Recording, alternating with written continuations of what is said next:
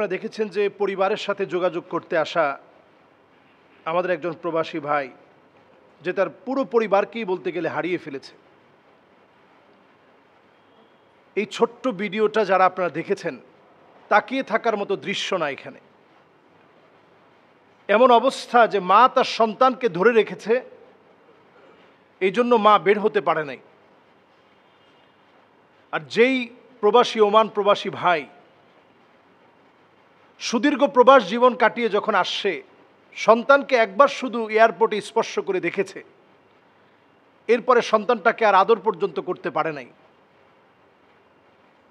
একবারের শুধু এই স্পর্শ, এতটুকুনের মধ্য দিয়ে তার এই সুন্দর সময়টা শেষ হয়ে গেছে।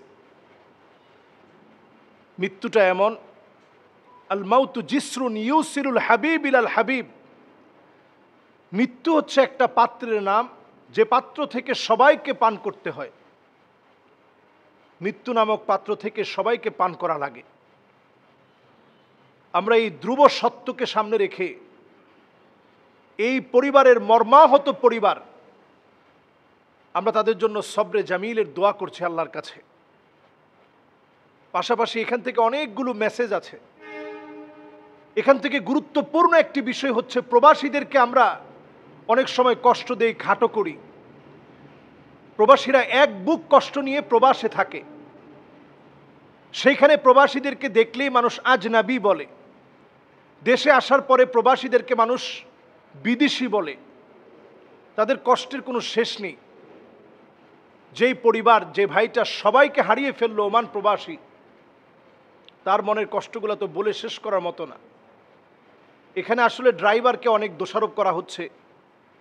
ড্রাইভার যতটা না দোষী, অনেক সময় আমরা এই বিষয়গুলো দেখলে দেখব আমাদের দেশের খুব বেশি দ্রুত স্পিডে গন্তব্যে পৌঁছার যে খারাপ প্রতিযোগিতা, এই প্রতিযোগিতার কারণে আমাদের দেশে অ্যাক্সিডেন্ট এত বেশি হচ্ছে। সবার প্রতিযোগিতা, কে কার আগে যাবে। যে পরিমাণ হর্ন দেওয়া হচ্ছে রাস্তার ভিতরে, শুধু প্রতিযোগিতা যে আমি একটু আগে চালিয়ে যেতে হবে। এই যে হর্ন দেওয়া হচ্ছে, 40% শিশু বাচ্চা একেবারে জন্মগ্রহণ করে কানে অল্প শুনে এ অবস্থায় জন্মগ্রহণ করে। শব্দ দূষণ এখন চতুর্দিকে। আমাদের দেশে প্রতিযোগিতা নিয়ে গাড়ি চালানো হয়, যা একটু আগে যেতে হবে। এজন্যই অনেক সময় এই ধরনের বিপদ আপদগুলো ঘটে থাকে। ড্রাইভারদের তেমন কোনো শাস্তি হয় না। আসলে অনেক সময় ড্রাইভাররা চায় না যে অ্যাক্সিডেন্ট হোক, কিন্তু তার অসতর্কতার কারণে এই ধরনের মুসিবত আসে। এই ধরনের মুসিবত থেকে বাঁচার জন্য নবীজি সাল্লাল্লাহু আলাইহি সাল্লামের শিখানো ছোট্ট কয়েকটি আমল বলতে চাই। এক নাম্বার হচ্ছে, গাড়িতে উঠে আপনি পড়েন আল্লাহু আকবার, আল্লাহু আকবার, আল্লাহু আকবার। সুবহানাল্লাযী সাখখারা লানা হাযা ওয়া মা কুন্না লাহু মুকরিনিন ওয়া ইন্না ইলা রাব্বিনা লামুনকালিবুন। এই দোয়াটা পড়েন। বিমানে আপনি এই দোয়াটা পড়েন। বিমান দুর্ঘটনাও এখন বেড়ে গিয়েছে। আপনি দুর্ঘটনা থেকে বাঁচার জন্য দোয়াটা পড়েন। এই জাতীয় দুর্ঘটনা দেখা মাত্র আপনি দোয়া পড়েন। কি দোয়া পড়বেন? আলহামদুলিল্লাহিল্লাযী আফানি মিম্মা ইবতালাকা বিহি ওয়া ফাদ্দালানি আলা কাসীরিম মিম্মান খালাকা তাফদীলা।